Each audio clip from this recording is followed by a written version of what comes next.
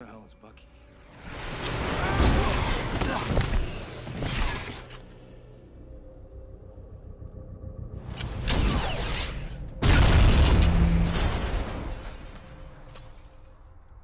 Roger, let me know when you're ready.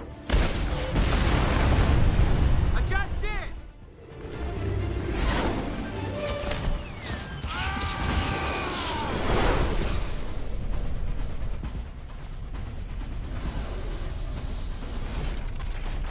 No, you're a lot heavier than you look. I had a big breakfast. Steve!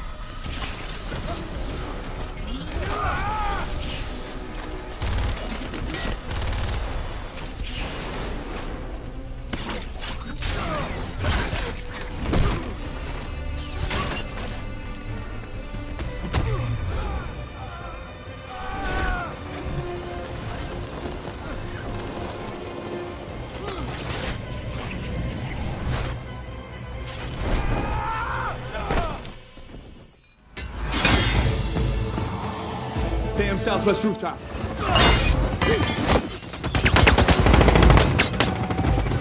Sam, got him.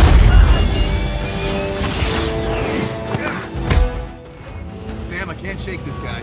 Right behind you.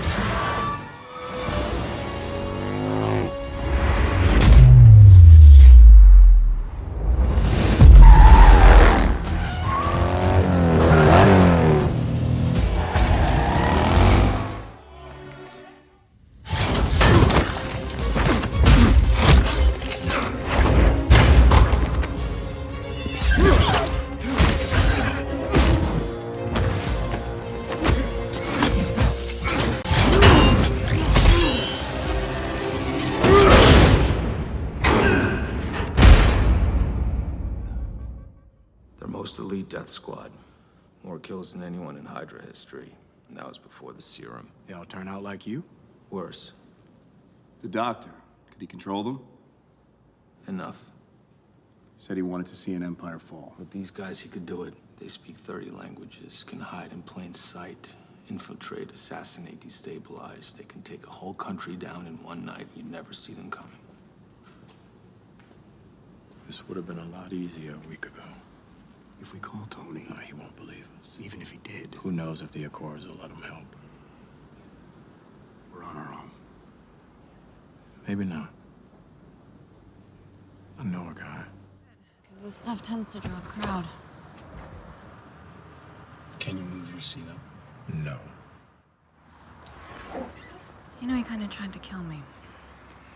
Sorry.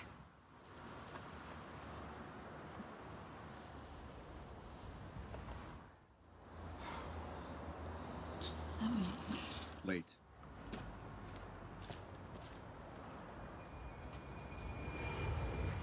Hey, man. What's up, Tic Tac? Good to see you. Look, what happened last time? It was a when great audition, but it'll never happen again. Yeah, well, what else is new? We should get moving. Got a chopper lined up. We found it.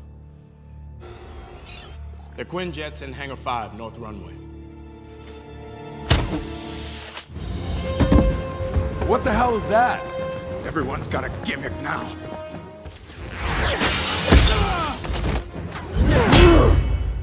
You have a metal arm? That is awesome, dude! You have the right to remain silent! Oh, God. Hey, buddy, I think you lost this!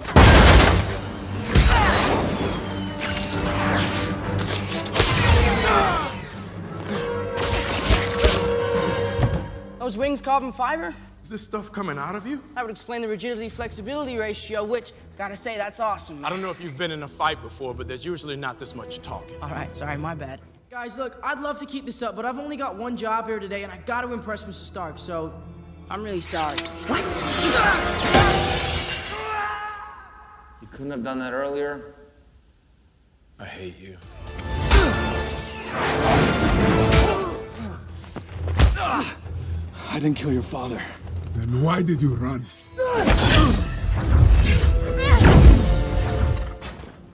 We gotta go. That guy's probably in Siberia by now. We gotta draw out the flyers. I'll take Vision, you get to the jet. No, you get to the jet. Both of you. The rest of us aren't getting out of here. All right, Sam. What's the play? We need a diversion. Something big. I got something kind of big.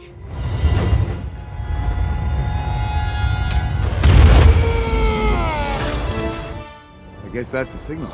Way to go, Tic Tac! Give me back my roadie.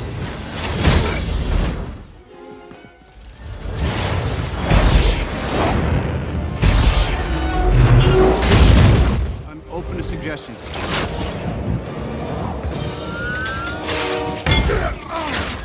Copy. Target is thruster. Turn him into a glider.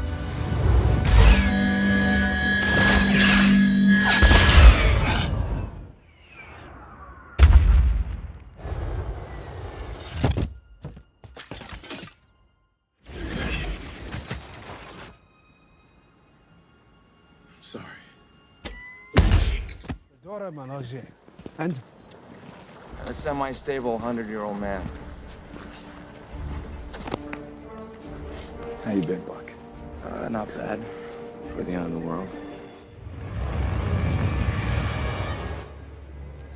Hey, Cap, we got a situation here.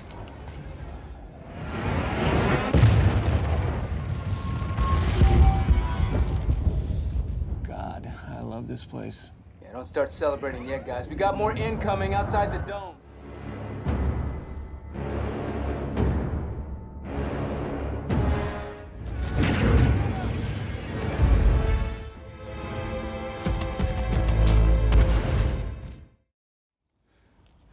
Captain Sam, can you hear me?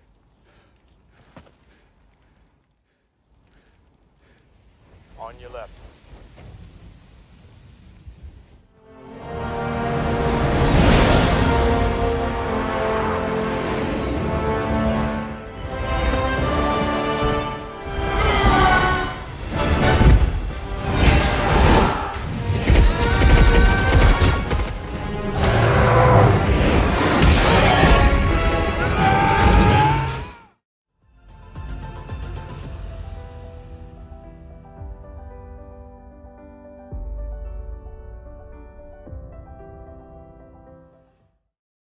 Want, I could come with you.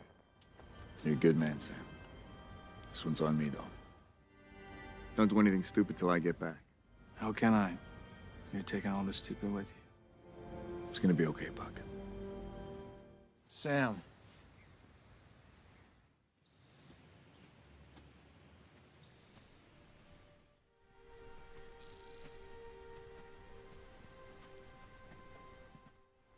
Go ahead.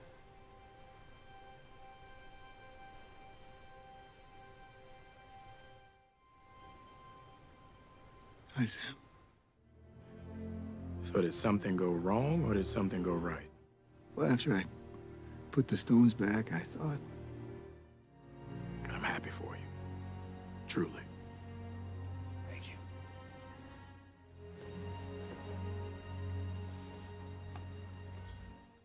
Try, Norm.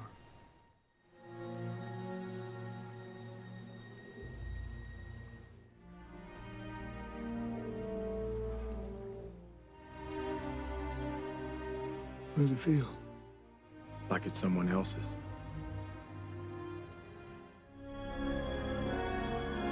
I'll do my best. That's why it's yours. You want to tell me about her? No. No, I don't think I will.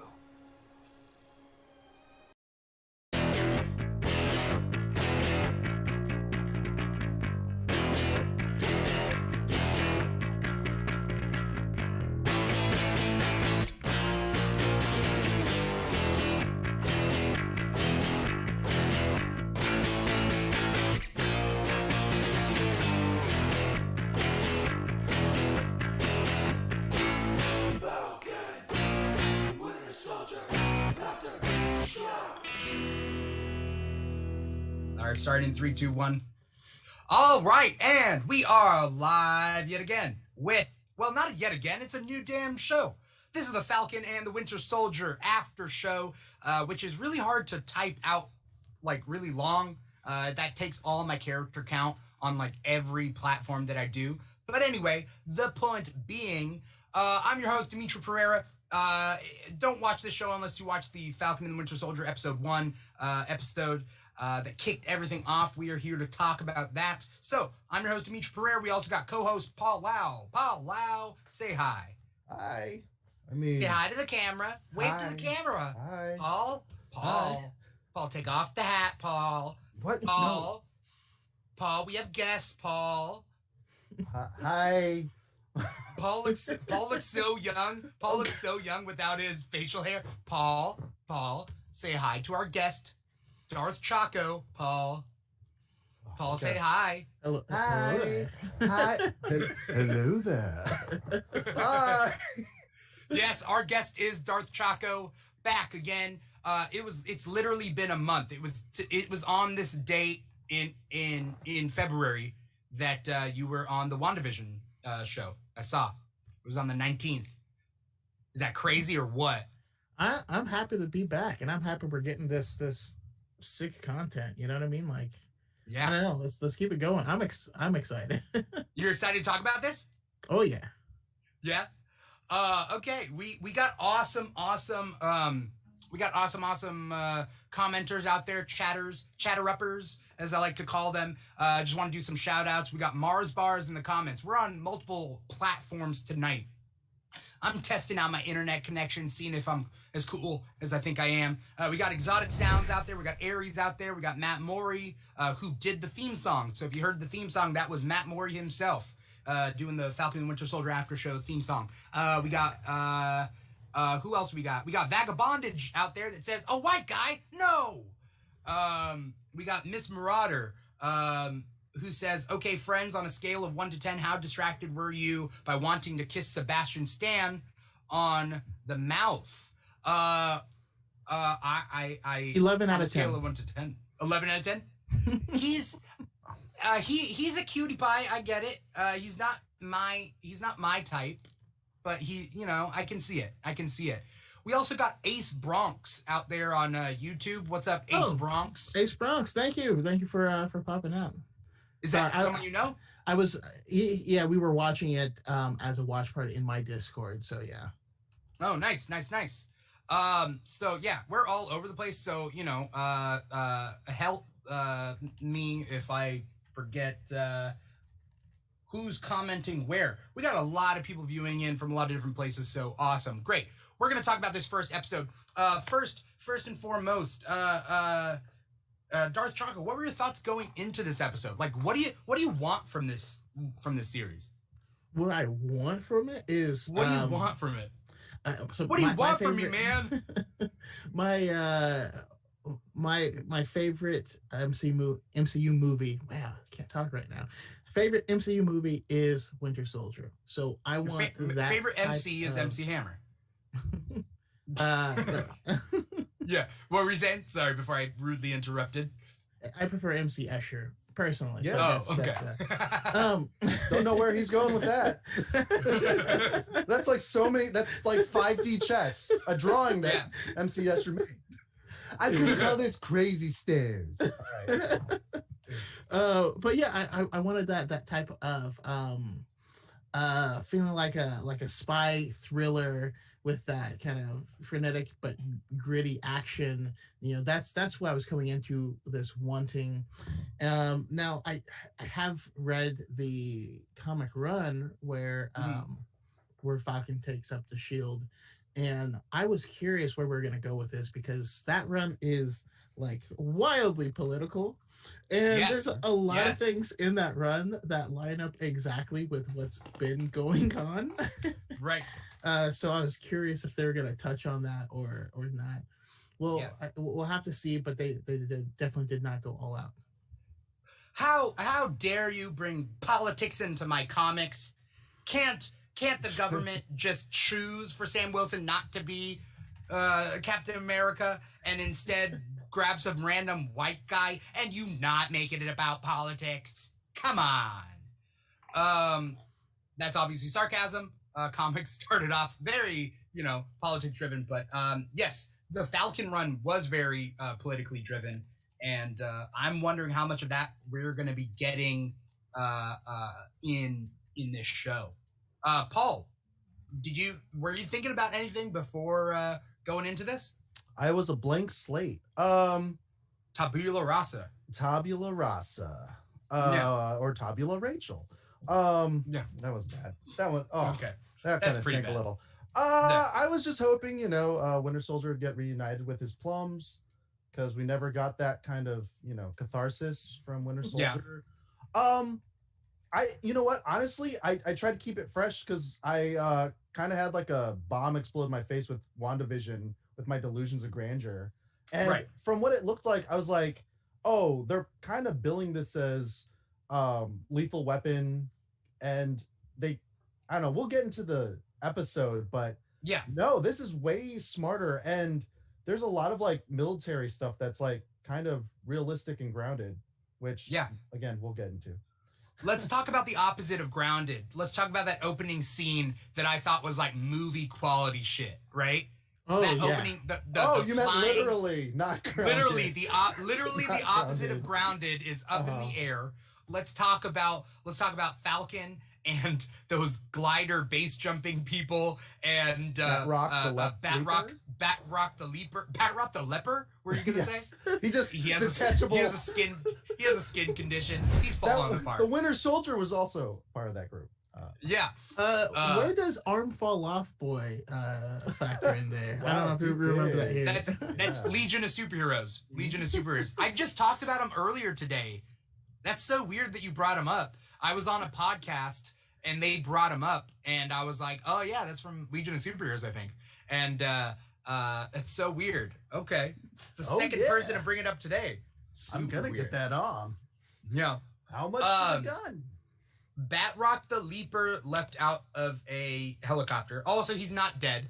I thought he was going to die, and they were like, okay, good. You just take him out unceremoniously. But he got out of there, but then he fell. So who knows? But, it's a wingsuit. Yeah. It's good. Unless they die on screen, they're alive. Yeah. Right. And even then, it's effy. So. Yeah. Yes, George St. Pierre. George, like he has an S in his name, but yes, George St. Pierre, playing Batroc the Leaper, who is not Baltrog Superbeard, but I think that's a typo. Superbeard knows. Superbeard's in the comments. Miss Marauder, yeah. So anyway, that beginning thing, it was movie quality action, right? That was like movie quality action scene, and we see a lot of Sam working semi alone, though there is that Torres guy who I believe is Joaquin Torres. That's the only Torres I know in the comics. Joaquin Torres ends up becoming the next Falcon after Falcon becomes Captain America. So if you read the Falcon Captain America run, Joaquin Torres is his like sidekick. How old do you think he is? He's for the movie, not the actual actor. For the show? Like it's movie quality. Sorry. I don't think he's too young, because he seems to have some sort of experience and some sort of like autonomy to his like going out alone without like backup and like infiltrate this group. But he seems both green and not green at the same time. You know what I mean? Like he is in a new role, but he is not new to kicking ass. Right. I think just he's done turned like 21. basic ass kicking. You think so? Just 21, because like that's what we're doing to real soldiers, is out of physical training and boot camp. They're kids. They're kids going out into the world. Such a terrifying thought. People understanding that they're 18 out there, and like how I feel when I see like you're still young. I don't know. Miss Marauder says, I will say I mostly loved the opening action scene, but hated the GoPro shots. And then Vagabondage says, do you think it was GoPro? I'm pretty sure it was all green screen. I don't know. Some of that looked like some practical effects. I'm sure, like when you're doing skydiving, you can get real skydivers and do certain things, and then you overlay certain things, right? Or you just put a GoPro on a drone and fly it through a canyon. Okay. And then everybody else is CGI'd? Nobody's actually jumping out of a plane? Oh no, I mean I meant for they said like the GoPro scenes specifically, and I think that's easily done if you want to do it practical. Yeah, yeah.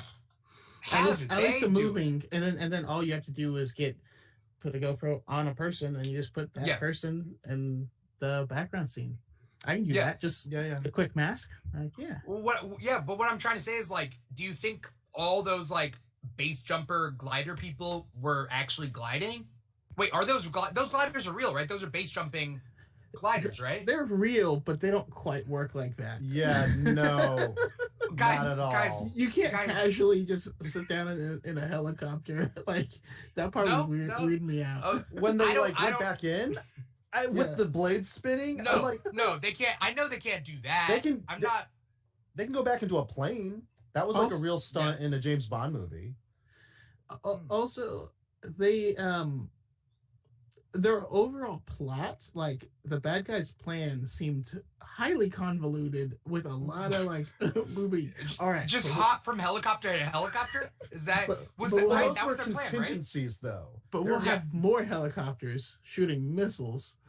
Like I don't know. I just feel like there was much easier ways. Marty, the Libyans. We have to get to Libya. What's funny is they brought up Tunisia, and Brandon, I'm sure you can appreciate Tatooine, this. My earliest memory is I don't even know, like when I was a kid, I didn't even know like where Tunisia was other than Tatooine, and then now it's like I still only know of Tunisia as Tatooine, but you know, where'd they film Hoth? And it was Scandinavia. It was like Norway, I believe. Oh, okay. Either Norway or Sweden. And they literally filmed it from the hallway of the hotel they were staying in. So all the crew was inside. Yeah. Inside the hotel filming, inside, and everyone else is freezing in the snow. And they're like, sorry about that, guys. Miss Marauder, she was saying, sorry she derailed it with the GoPro comment. I get what you mean. The shots that are just on their face, right? We're talking like those shots when they're like, when he's flying through the canyon and the shot's just right on his face. Is that the GoPro shot? I'm assuming. Anyway, I just really like that opening scene. Classic action movie, like starter. Like, you know, like if they didn't do it, then like John McClane would have done it in like a 7th Die Hard. You know what I mean? Yeah, where was Falcon's Uzis? He has like 2 Uzis that come from the backpack. Like he decided to, or even just a sidearm. He's just like going in like Taekwondo roundhouse, Taekwondo hook kick in a cargo plane, which is not easy. I thought that was weird. I mean, I assumed he didn't want to shoot the plane because the plane would crash, but you still have it on you. You don't have to, you know. Right. It would have. I mean, Red Wing was plenty arms though. But all Red Wing did was like take out the door, and then the door flies off, right? Yeah. Yeah, there was no like decompression or anything. I guess I don't understand how that all works. Decompression only works at a really high altitude. Oh, okay, they were low enough. Yeah. When you're lower, like at helicopter height, like helicopters don't have air compression because helicopters can't go that high anyway. So they're at the height of the helicopter anyway. Yeah. You know? Also, Batroc leaving the door open to the pilot. Because remember what happened? The pilot that gets shot? Yeah. Yeah. I was like, what? Man, like an RV. The FAA would be all over that. I'm just saying. Yeah. Superbeard is corroborating my story. Superbeard says cargo planes typically fly lower to avoid compression issues. There we go. Now we know, and knowing is half the battle. The bullet went through the door? What? No. He's saying, what? It says he didn't. The bullet went through the door, and I'm like, I mean, we didn't see a door, right? But anyway, the point being is that what was I saying? Next scene. Let's move on. Next scene is a flashback of Bucky just ripping through those Russian guys and then killing the kid at that door, right? Yeah. And he looked like Grant. I thought it was Mythbusters. I thought it would just be just a sad guy that he killed, and that comes back to bite him in a little bit. You find out that was the son of Mr. Nakajima, right? who Bucky is going through a list of people that his mistakes, right? Whether it's one way or another. He either put a Hydra person in power that he needs to fix, or he kills a son of somebody and he needs to make amends for that. Which I think is a really interesting plot for Bucky to have. The therapist scene was right before he meets up. Well, yeah, the therapist scene's right before and talks about the amends. Yeah. Really important scene, I think. Because go ahead. Oh, you're just agreeing. I want to say one thing that did happen before that is when we see him wake up. I just like the little nod that he's sleeping on the floor that we got in Winter Soldier, where you're coming back from war and a bed is too soft. Feels like a marshmallow. It's just gonna suck you in. Which just stands. I mean, now it makes me look forward to the relationship even more, because Sam is the guy that helps rehabilitate soldiers into civilian life. So I can't wait to see more of that dynamic play out. Yeah. It has to suck for Bucky because he did those things, but he wasn't in control of himself, right? And like, I don't know whether we have a real life allegory for that per se, other than like the insanity defense that we use, but like, that sucks. Like, it was his body that pulled the trigger. It's his memories. It's his dreams. And, but he didn't choose to do that stuff. Right. He was essentially held hostage, right? In his own body. Yeah. He killed T'Chaka and he killed Mr. No, Howard he didn't kill Stark. T'Chaka. Baron Zemo killed T'Chaka. He I thought framed the it bomb. on Bucky. Oh, that's right. He framed it on Bucky. Okay. Yeah. Okay. Paul pauses right now. He's like, oh my God.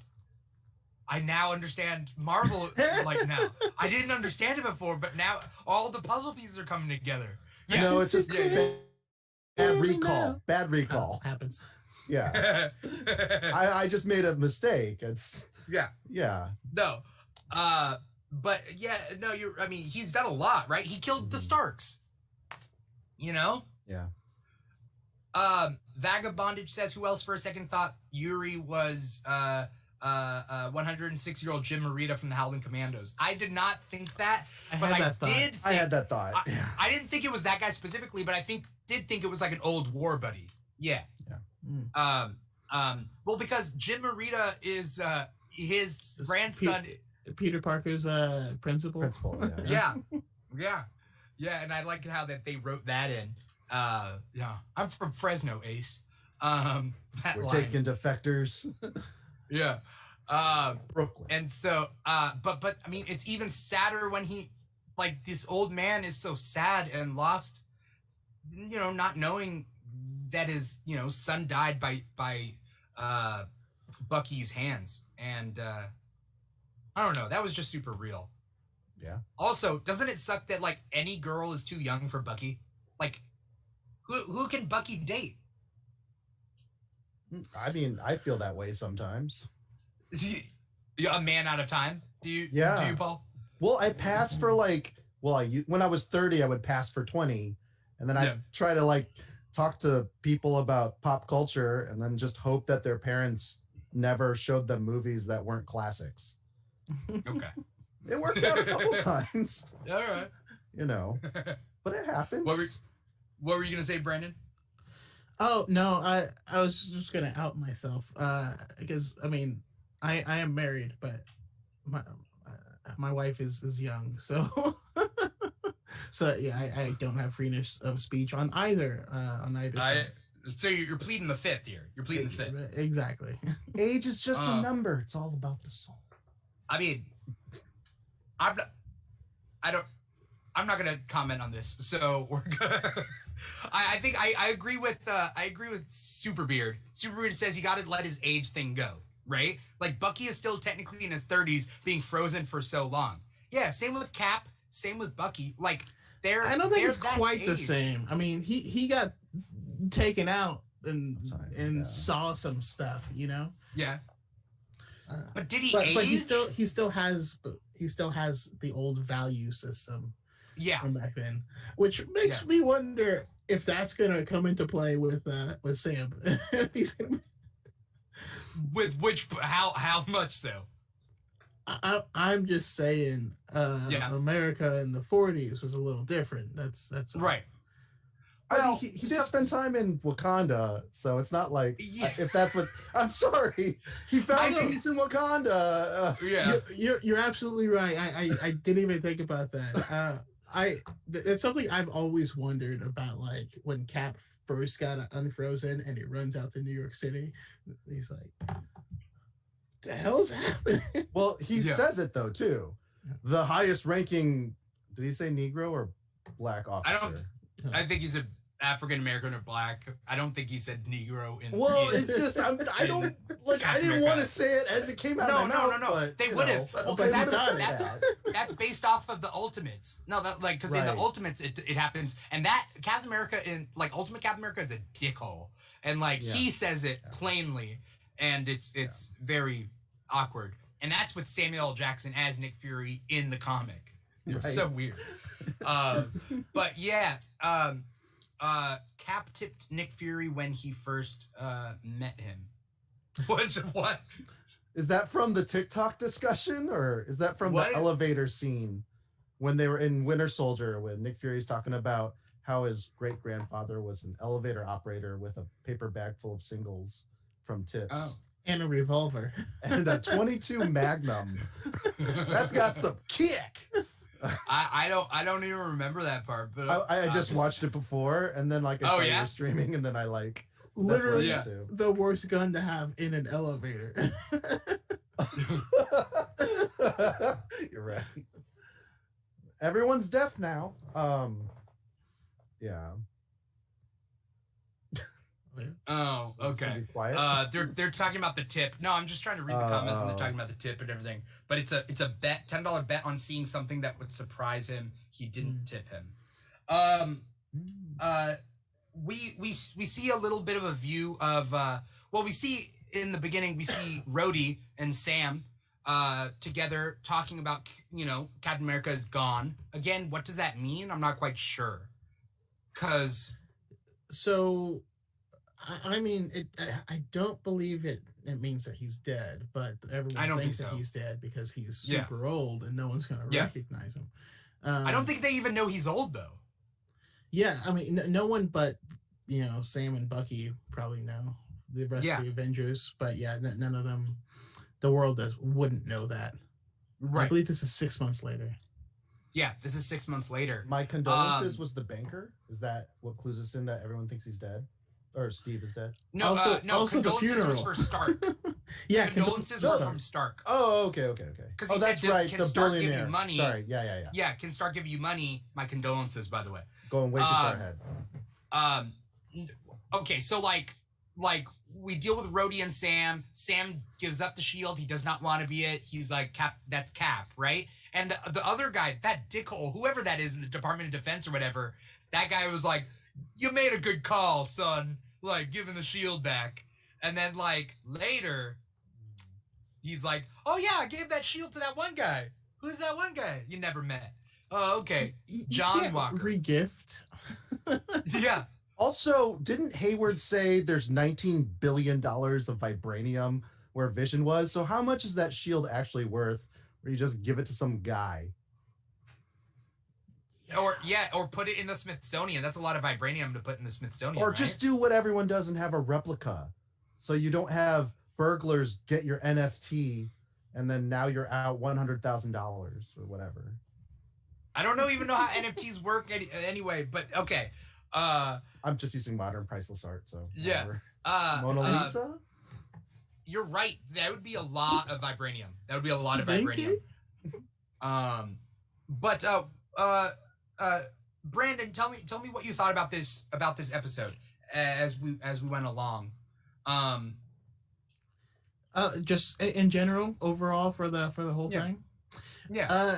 I enjoyed the heck out of it. I mean, it's actually doing the most world building that we've seen post Blip already. The first episode, there's billions of people that had just came back after 5 years, so all of the rules are changing, and there was this whole 5-year period where all these criminals or whatever could take advantage of the chaos. How do you how do you put it back in the bottle? Everyone comes back. All these people remember things one way. Everyone who's lived the past 5 years, things have changed. Things have adjusted. Different lines have been drawn. I'm sure in certain countries, like borders have changed and stuff like that. Powers have changed. How do he can't get an SBA loan anymore? Yeah. I'm like, what kind of writer would make a reality where America doesn't take care of its own? And then I was like, oh wait, no, we're living it. Oh, yeah.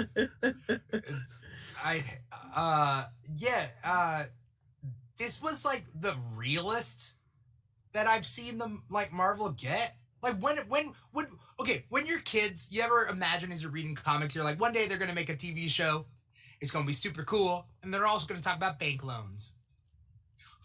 Like that's what I want out of my Marvel content, is bank loans.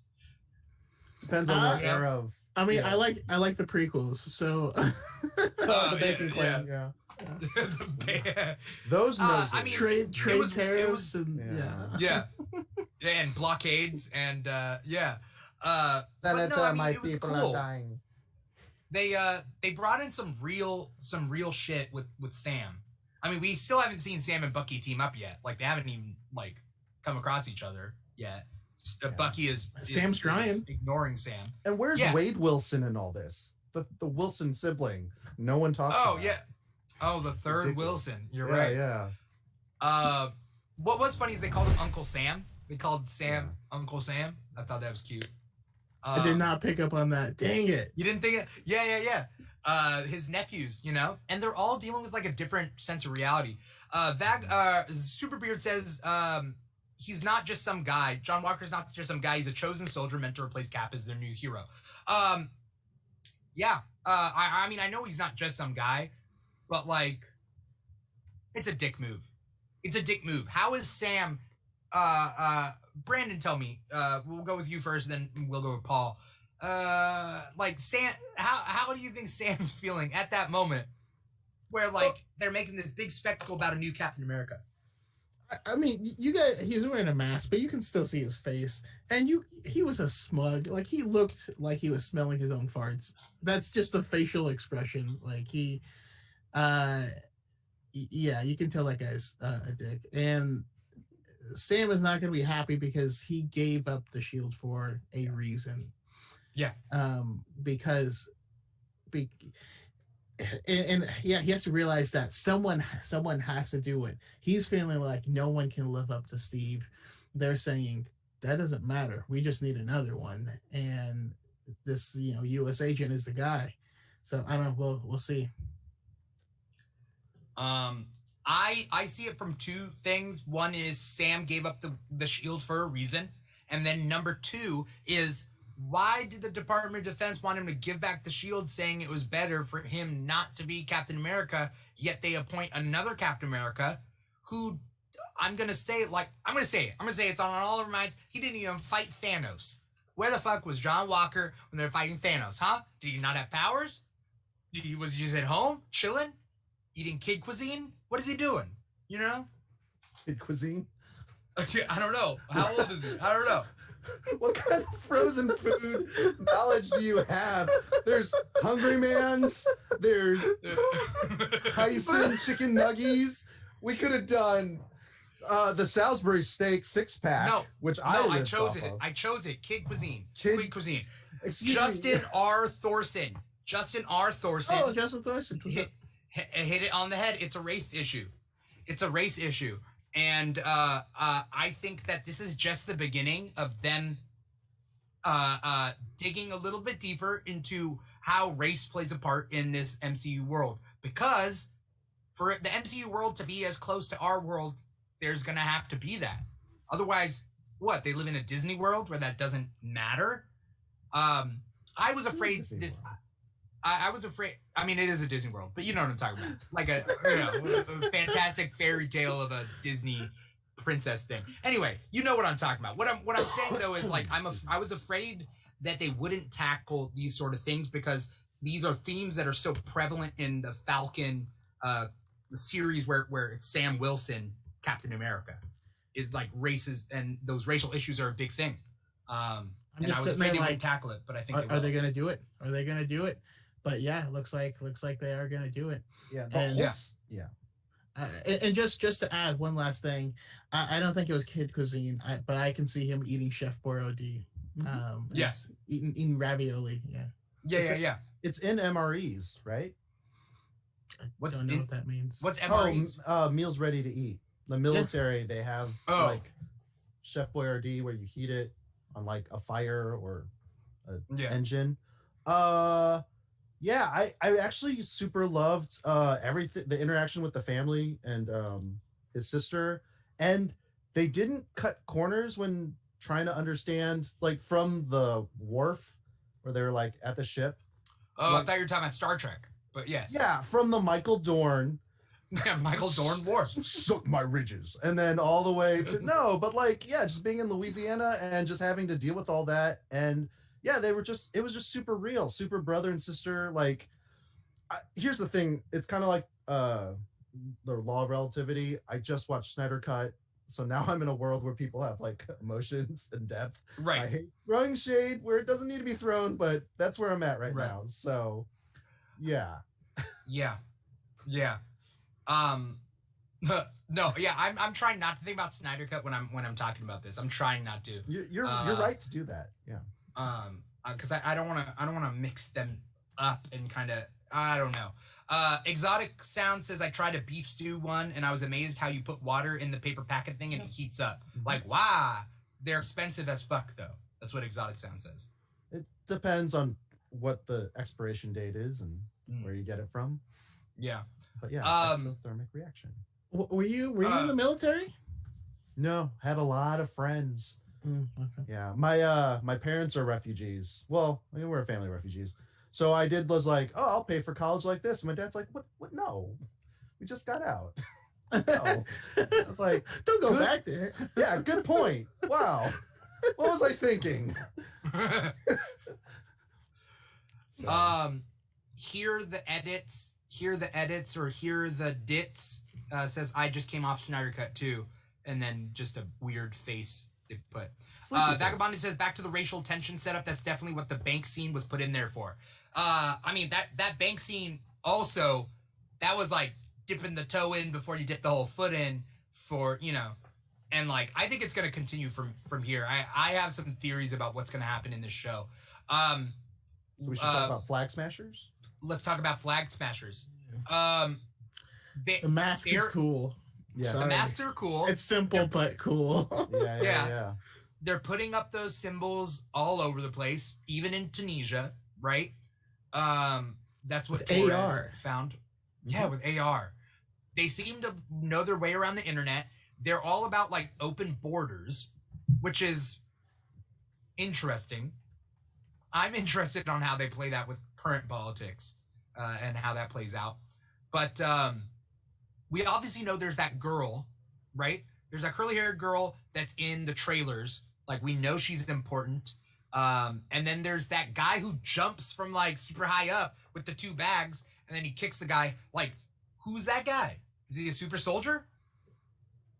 Is there, like, black market super soldier serum? We're going to get a like power broker? In the Hulk? Yeah, maybe. Are people dealing with that? Like, did someone recreate the super soldier serum? And if so, oh yeah, John Walker. He's going to have the super soldier serum, right? He's not just going to be a normal person, right? Is Nomad going to show up? Are we going to get... Technically, what? No, not Nomad. Patriot was in Agents of S.H.I.E.L.D. As the director of S.H.I.E.L.D., but that's not even in continuity anymore. We don't even know. But, I mean... potentially, and I hate to go super speculative, but yeah, if they did recreate it, I'm sure there were some test subjects, perhaps one named Isaiah Bradley. That's Isaiah Bradley. You want to explain Isaiah Bradley, Brandon? Yeah, basically they were trying to recreate the formula, and they decided way back in the day that they were going to test it on people that look like me. Most of them got either deformed and sometimes dead, often dead. But Isaiah Bradley did take to it, and he became a version of Captain America for a while, and he's awesome. Correct me if I'm wrong, though. Wasn't it the predecessor?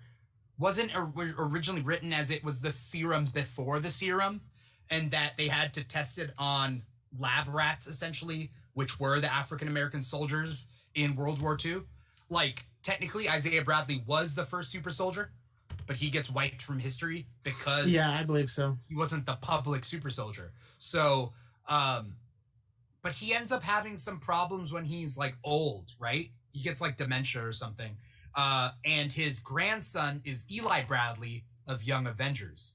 And so, it was a super controversial comic when it came out. And I am thinking it's going to be part of this series. Isaiah Bradley, Eli Bradley, John Walker. It's probably all kind of running through the fact that the government might have had the super soldier serum, you know. Is that your theory? Or is your theory the Thunderbolts? No, but this could end up in a situation where they're trying to create some type of new team, and who knows, because we got Zemo in the mix. I don't know. I mean, yeah, I love them, so yeah. Let's see. They're calling out. People in the comments are calling out Thunderbolt Ross. So Thunderbolt Ross's dealings with the super soldier serum feels like it's all over this. I mean, I wouldn't be surprised if Thunderbolt Ross is in this show. I mean, he hasn't been said to be in it, but I wouldn't be surprised. I mean, he essentially did, like, make that knockoff serum that Emil Blonsky took to become Abomination. That was like a knockoff super soldier serum, too. So it all kind of fits together. And I just thought about Rick Jones. Oh, sorry. Oh, Rick Jones. Yeah, I love Rick as A-Bomb. A-Bomb. Yeah. Oh, as A-Bomb. I mean, Rick Jones has had like so many different powers. He had the bands, and what else has he had? Anyways, yeah. But yeah, Thunderbolt Ross, and then he had the quantum bands. I'm pretty sure he had the quantum bands. I think Rick Jones did, yeah. And then he was A-Bomb, and then something else, right? He's like the Jimmy Olsen of the Marvel universe. Yeah. He just needs to turn into God. Well, A-Bomb is kind of like a small Godzilla, but got it. Let's see. Superbeard says it probably won't, as Disney doesn't own it. Oh, Disney doesn't own the Norton Hulk. I wouldn't be surprised if the Norton Hulk movie shows up on Disney Plus in the next 2 weeks. It's still owned by Lionsgate and Universal for distribution. Yeah. There's some weird things there.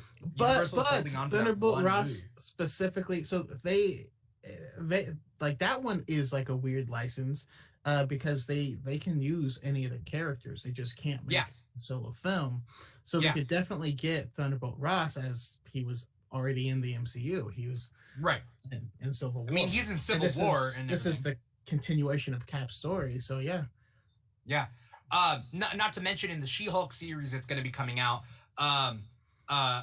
In the She-Hulk series, we're getting Hulk and Abomination. Is it really? Animated? Yeah, it's not animated. No, we're getting Hulk and Abomination. Last I heard. Okay. You know, if I'm wrong, getting totally awesome Hulk. We're talking Amadeus Cho. Because the woman that built the body of Vision. Yeah. Was Helen Chow. Or Helen Chow or Helen Cho? It was Cho. It was Cho. Yeah. It was Cho. Okay. I don't know if there's any relation there, but it might be cool if there was. That's what I thought they were setting up. Yeah. All in good time. Marvel's taking their time with it, and it's fine. I'm fine with that. Hulked out heroes right now. Then we do Venom heroes. Then we do Carnage heroes. Then everybody gets the power cosmic, and then only Aunt May has the power cosmic as the golden oldie. And then we do a sorry. Mark Ruffalo is Oh, just real quick though, if we end up with the War of the Realms, I would be so happy because I had a blast with that storyline. What was that? 2 years ago now. Yeah. But I feel like this could. I mean, we could tie into there. We're getting Mighty Thor with Jane Foster and all this stuff. I don't know. We'll see. I mean, again, all in good time. They're doing deep cuts on some of this stuff. Again, I wouldn't be surprised to see Isaiah Bradley. I wouldn't be surprised to see Eli Bradley. I wouldn't be surprised if that curly-haired girl is Red Skull's daughter, Sin. It's possible. It's possible. You know, all these characters, Marvel has been pretty good with not creating original characters, right? Like, other than Trevor Slattery, which was the biggest U-turn, left turn, U-turn that, like, oh, I'm not Commander and I'm Trevor Slattery. Please, I do not want to die. You guys saw the one shot though, right? Yeah. Okay. Hail the King. Yeah. There's somebody in our Facebook group, the Underground LA Comic Group, that hates Winter Soldier, and I'm just like, how? If you take everything that was going on. That's Jill. She thinks Winter Soldier's overrated. But that's like her ongoing joke, so I don't know. Oh, it's a joke. Not. Oh, okay. I don't know. It could. I don't Okay. think. No, I think she's serious. But I think now it's become like an ongoing thing. Oh. Overrated and not liking it are very different things. Although I come from the Star Wars fandom, and a lot of people don't understand that. You cannot like something; it doesn't mean it's the worst thing that was ever created in the history of mankind. Yeah. If you guys have more thoughts about the show, feel free to talk about it. I'm going towards the comments because I want to know what other people have to say as well. Mostly because, okay, so here's the thing about this show and this after show. It's not like WandaVision. This show is pretty straightforward. And I think that, like, if it goes down the road that I think it is, which is, like, race-related political conflict, then that's going to be the subject matter in the commentary, like we end up having to talk about on the after show, as opposed to whether or not Mephisto is going to show up. You know what I mean? Yeah. Like less symbolism, I don't know, more allegory. Yeah, and whether like we can be speculative in this show, I'm not quite sure. Exotic Sound says, "Yeah, what do you guys think about this being a way to introduce a Black Panther Wakanda influence to what? To that's what Exotic Sounds is asking to this show." Because I think that, like, this show won't have Black Panther or Wakanda influence, even if it does deal with race relations. Because I think that, like, the themes that were set up in Black Panther about African countries and colonization. What's up? Let's sing the song. Racism was Mephisto all along. So the it was racism all along. But what I was just gonna say is the themes of Black Panther are different than the themes of like African Americans in America. Like if you're hitting about American history, and if you're hitting Isaiah Bradley, that's a whole different like I mean, because Killmonger is the African American commentary. Yeah. So who knows? Hear the edits or hear the dits. Why do I get a weird feeling that the chick Bucky dated is going to be revealed to be a part of the Flag Smashers? That happens a lot in these action type movies where it's like, not that she's a bad guy, but she's just like, oh, I found this new like group of people and they're like not that bad and I'm going to show up to the rally. Doesn't that happen a lot in like these action movies? Yeah. I mean, what is that going to mean to you guys though? If maybe she's not part of it, but you find out that the old guy's son was actually a part of what was going on. It wasn't actually an innocent bystander. Oh. And Bucky has created his identity off of the guilt over this. I know. Huh. Also, hey, Harith. Just want to call out Harith. Oh, is that Harith? Yes. That Harith edits? I don't know where the space is. I don't know Harith. I was trying to read the username and I was like, obviously here the dits. But that wasn't right. Okay, now I know Harith. Okay. Here the, yeah. I don't know. I'm interested to see where the show goes. I think it's going to be less speculation and it's more straightforward. I think that the demographics for WandaVision are different than the demographics for this show. I think that this show is more in tune with Winter Soldier. It's more, and it's good. It's good. It's definitely good. But it's more in tune with like the classic Marvel spy thriller formula. That there are a lot of people that loved WandaVision that will not be into Falcon and the Winter Soldier, and that's fine because there's a lot of people who are into Falcon and Winter Soldier that did not like WandaVision, right? You know what? I definitely have seen quite a few, but I also have made quite a few friends who just had zero interest in the MCU until WandaVision. Yeah. And have been going back and rewatching everything and enjoying them quite a bit and picking up comics and stuff. So I don't know. Is Screaming Namaste? Is she's watching? I think the MCU movies for the first time. Yeah. Which I think is cool. Like whatever gets you into it, and whatever degree you want to be into it.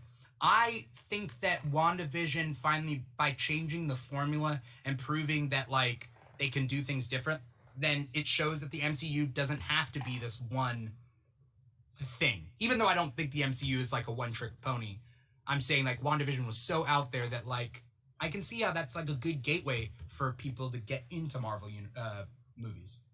Yeah, what sucks is that trailers have to. There's only like 3 types of trailers now.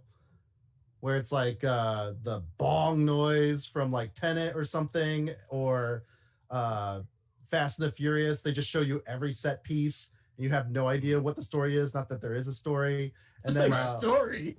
Yeah, I want to see a guy swing across a rope on a car. Like, I mean, the good thing is WandaVision is visually like just colorful or not colorful, and it's all with purpose. So, and it's intriguing. Also, it's intriguing and it's female-led. WandaVision was different, and thus I saw a lot of female fans come in because of WandaVision. You know, well, I mean, cool. Also, it's not only that it was female-led, but it's the first time that they've ever actually written a female. Like as much as I love Winter Soldier, is my favorite one. It doesn't do justice to Nat at all, because she becomes so in these movies have a habit of, well, not just these movies, but you have your main character and the side characters prop up the main characters, which means that they become whatever is necessary to aid in this story. So Natasha in that is like, a sexy spy. She becomes like, is she going to be his love interest to keep these things excited? Then she can be a damsel in distress for him to rescue. Then she can save him. Then she becomes matronly and like picks them up when they're at their lowest point. And kind of is just like a catch-all. Not that people aren't multifaceted, but they didn't. I think WandaVision really showed people that they could really develop the characters and have amazing performances, because they acted their faces off in that series, and if they can bring that same depth to this, I think everyone will love it. I think you just couldn't do that level of depth with movies. We have a longer form factor. Yeah, I agree. I hate to no, I'm not gonna bring it up. I had a realization. Unless movies are like 4 hours long from now on. Oh, right? Yeah. Please, never again. Not released at midnight anyway. I'm gonna just break it up. Yeah. I pulled a Hondo Onaka, so I saw it at a reasonable time. Oh god. What's pulling a Hondo Onaka? Just don't worry about it. It's cool. I know the character, but like I'm trying to figure out. Okay, I won't worry about it. I saw him in real life at Disneyland. At the moment. Miss Marauder is correct. She says, no, they had time to focus on every male character. So I guess the fact that it's a movie does not mean that like nobody gets focused on. I mean, they do, yeah. And then the female characters support the male characters, and everything's from the male gaze. remember Male gaze, WandaVision? G-A-Z-E. Yeah. Not G-A-Y-S. Everything's not from the male gaze. But you know what I mean. Yeah, a narrative in WandaVision though was all our ideas were male focused as the actual like architect of the plans. So it's like because Mephisto is this shirtless demon and has no breasts, so we just assume it's a male, even though it's probably more of an entity, right? The Prince of Lies, we've already given it a gender, but yeah, like Major Goodner, we're like, oh, it's Reed Richards, a dude. It's like no, but she said my guy. That's the only reason. Originally when she said my friend, the aerospace engineer, I thought of different things. But when she said my guy on the outside or whatever that's going to meet us, she said my guy. I thought that meant a guy. Okay, or it could just be code. I don't know, because maybe that's just patriarchal. In our language. Yeah, what's up, dudes? Yeah. When I call girls dudes, and I'm like, okay, well, that wasn't intentional. That's just, my pronouns that I throw out there. Right. But yeah, right. Like, Superbeard says they had time to focus on the main characters. Unfortunately, it's been male-centric films. Captain Marvel and soon Black Widow will focus on the female heroes. Monica also said he will meet us in an hour. Yeah, he will meet us in. Gamora though. Here. Anyway, what's up? I was just gonna say Gamora. Gamora. I've heard arguments that Gamora really just serves as a love interest for Peter Quill, and that she shouldn't fall for Peter Quill. Like, it doesn't make any sense. I mean, that's not Gamora from the comics for sure. Oh no, it's not Drax from the comics either. So. That's right. Very Drax on the sax. Yeah. Drax on the sax, because Drax plays the saxophone in the comics.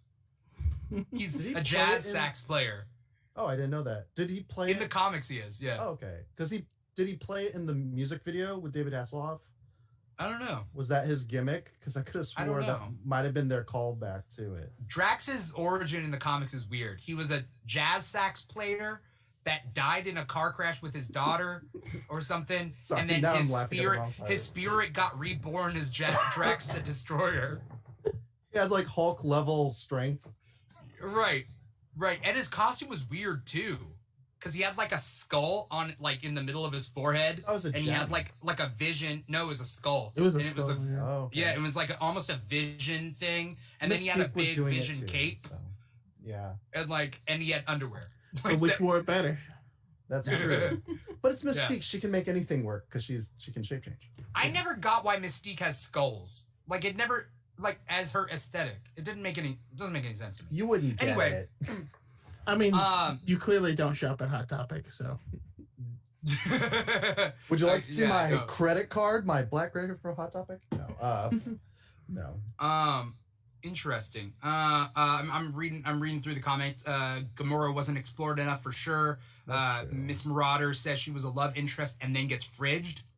Definitely. I mean, she got fridged, but she was when Thanos was raising her in the films. I thought there was a little bit of depth on her. Oh no, I think there's depth to her, like as a daughter figure. Yeah, but you're right. She is her death sucked. Yeah, but basically, what do you guys foresee happening in this show? Because there's like 6 hour-long episodes, right? Ish. This was like 45 minutes, right? 50 minutes. Do you guys think that this is gonna get as crazy as WandaVision? Is it gonna how much political intrigue is there gonna be?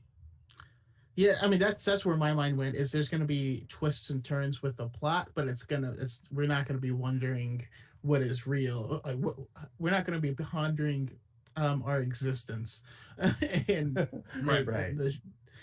There'll be a lot less.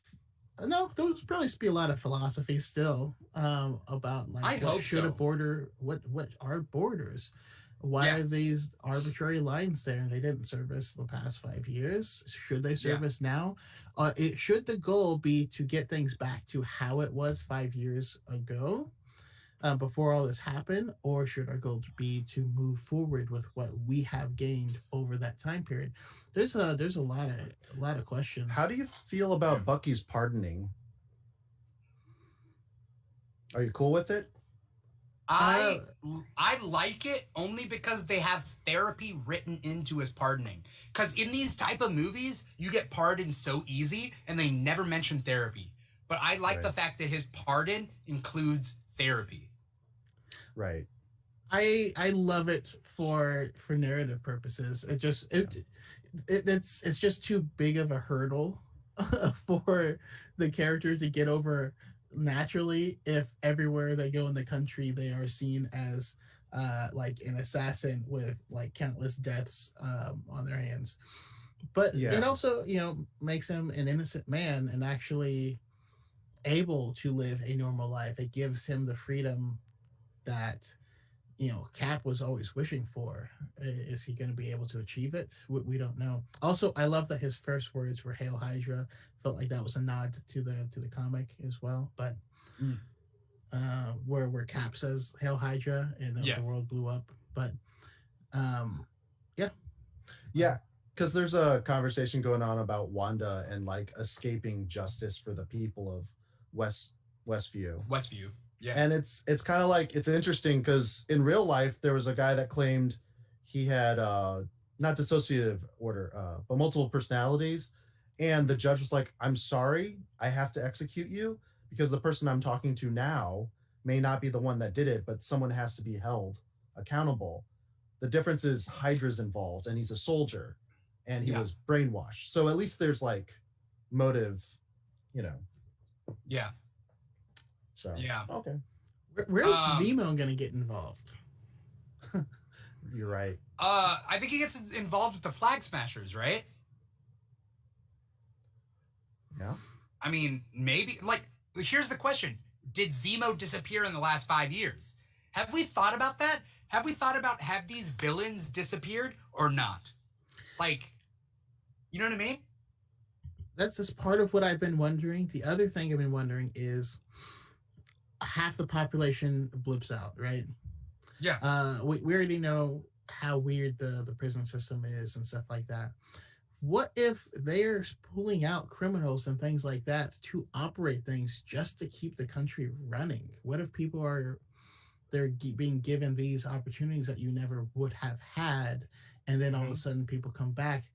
I think I can't wait to find out more about what happened during that 5 years. Yeah, it's gonna be like Arrow, but good. You're not wrong. I'm gonna piggyback on that idea. Like, what if the Thunderbolts were a team that, like, the government said blipped? Like, whether those are villains that they were like, they disappear, the government made them disappear, and they were like, yeah, they blipped, but then they do them on off the books operations. You know what I mean? Like, yeah, I mean, they rebranded them. That's what Thunderbolts are.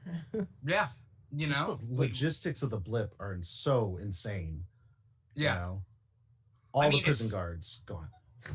Not all, half. No, well, but you don't. Okay, it's random. It's at random. It is right. It's the law of averages, of course. There is a small chance that all the prisoners disappeared and all the guards were still there, or vice versa. Right? Like Sam's family with his nieces and nephews, he said, like, the way he said it made it sound like they didn't blip at all, because they grew up, right? Mm-hmm. And he didn't. So yeah. Vagabondage says Zemo is the organizer behind the Flag Smashers. Harith edits is, I always theorized that Zemo broke out of jail once the blip started. Yeah, if you break out of jail when the blip happens, people are just gonna think you blipped. Yeah. What happens if, like, I don't know, the prison shut down because everyone was gone, and then people blipped back into it and it's shut down, or like not locked, or I don't know, like. There's so much I want to just imagine sitting in an electric chair and they're just like watching the clock, and then just everything blips, and you're like, all right. Whatever, the straps. There's one situation. People still go? What's that? There's one situation I always think about is you go to the bathroom, you go to pee in the toilet, and then someone comes back and they're sitting on it, and you're like,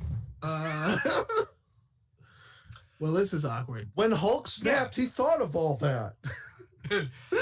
Okay, I know I believe for a fact that Hulk, when he snapped, he said, bring everybody back safely.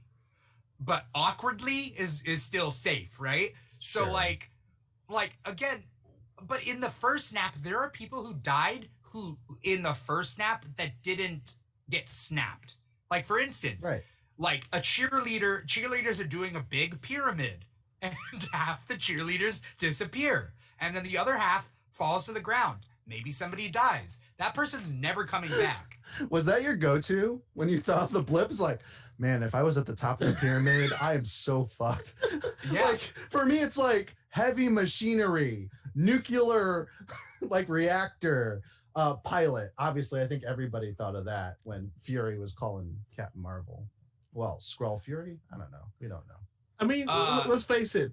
Scott Lang had basically the worst case scenario. Everyone blipped while he was like in the quantum zone. Yeah.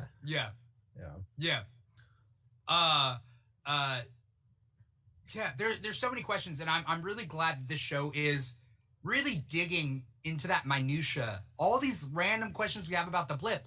Like, I think that these shows are slowly going to cover it. For example, like, you remember the Netflix Marvel shows took place right after the first Avengers movie, so they would constantly bring up the Battle of New York and like all the like stuff.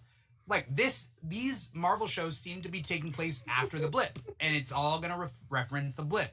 You know what Marvel's good at is they're good at writing prompts. So it's like alien tech is everywhere, or this is a world where Asgardians visit Midgar, and like that affects people. Right. If this, then what? Yeah. That's a constant like tool. I chuckled when you said Battle for New York because it just made me think of the game Def Jam. I don't know if you played that. It's a fighting game. Is that the one where the rappers fight?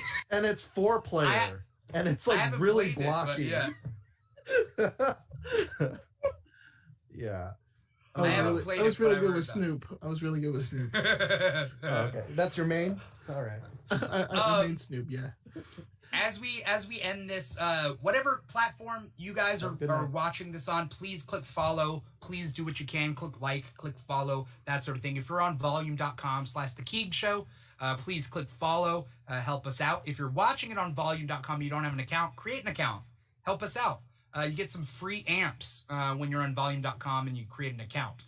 If you're on YouTube, like, subscribe, do all that stuff. If you're on Twitch, like and subscribe. Thank you so much for that. I'd like to thank the audience out there for being an awesome audience. Thank you, Superbeard, for gifting subs to everybody. Thank you so much. Nice. We also, on volume.com, we hit second place in the hourly contest, which is a really good thing. And that's also always super cool. The Falcon and the Winter Soldier is not going to be like WandaVision where we're going to speculate stuff, but I hope that they really dig deep into these topics so that we can really dissect like what it means to be in those positions, because I would really like to explore that, not only in the show but in the after show. Brandon, do you have any like closing thoughts about the show before we get going?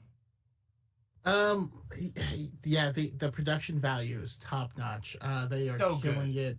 I don't know what the budget is, but it's high. But yeah, so I'm excited. I'm gonna start making some content, not for predictions, but just to cover some of these characters that are surrounding this that we might see, because who knows, it may raise someone's enjoyment of it to know that someone might be important down the line. That being said, you guys can find me on TikTok with Darth Choco, or on YouTube with Darth Chocolate. Those are the main two ones. I have Instagram and stuff like that, but I am bad at checking it, so I apologize for you guys who try to reach out to me.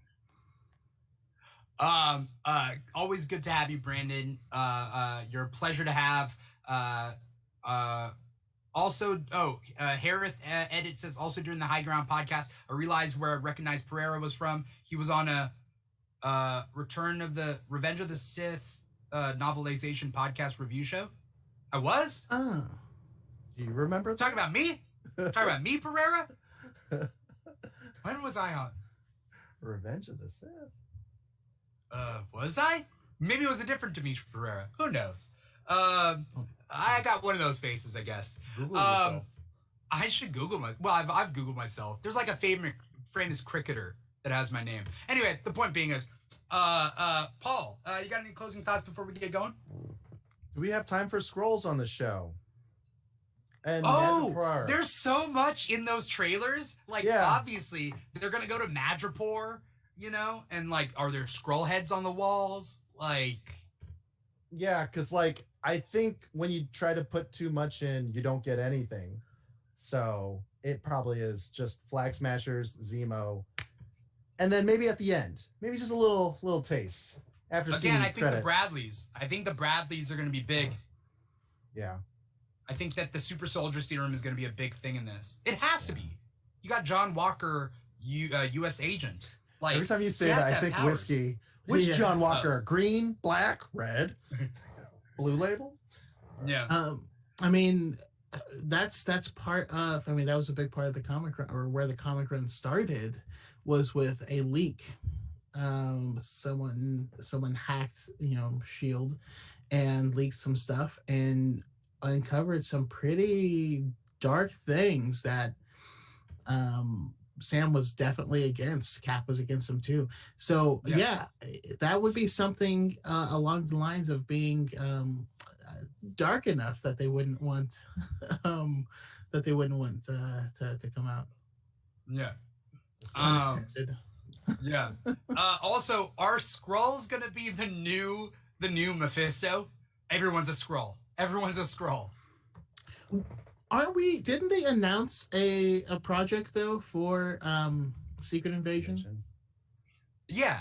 I mean, Secret Invasion is going to come out next year with Nick Fury, so definitely Skrulls there. But will they leak out into other shows? I don't know. All I know is there are certain TikTokers out there that are going to go, it is a definite fact that Skrulls are everywhere, and Captain America's a Skrull, the bunny from WandaVision's a Skrull. It is a definite fact. You heard it here first. We're going to get a flashback to Helmet Zero, because this is Baron Zemo we're dealing with in the MCU. And then we're going to have a conversation about Nazis. No. But definite. No doubt about it, beyond a reasonable doubt, Skrulls. Anyway, that's my impression of certain TikTokers. Hashtag Skrull actors. All right. No doubt, in my mind, the bunny is a Skrull. All right, guys. Thank you guys so much for watching this show on whatever platform you're on. Please give us a like. Please give us a subscribe or follow or whatnot. This is a weekly show, so this will be up every week after these episodes air.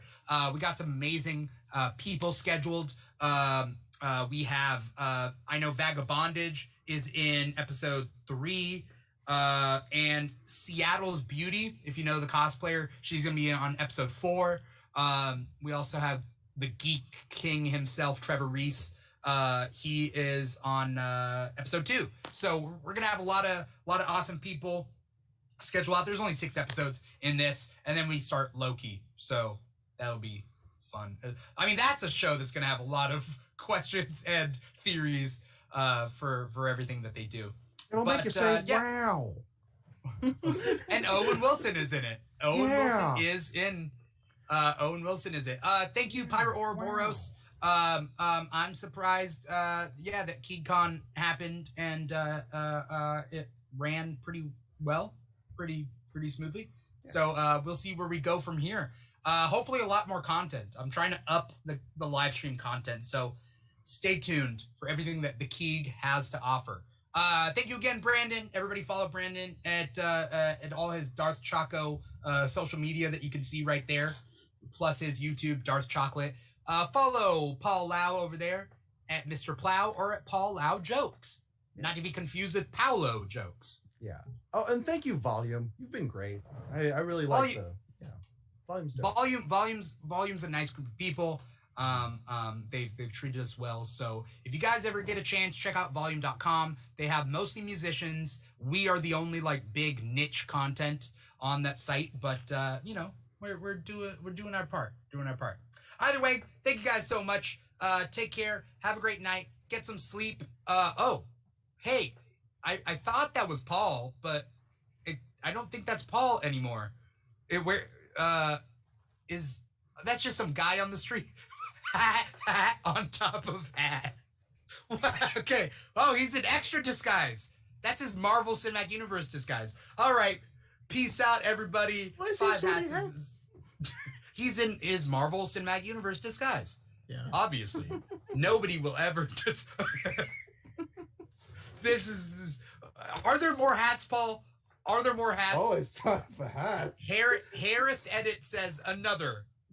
I'm just gonna. What the hell is?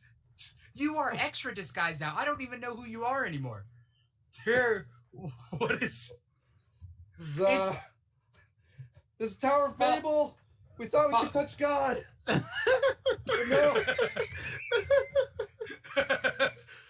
That's like your 12th hat. How many?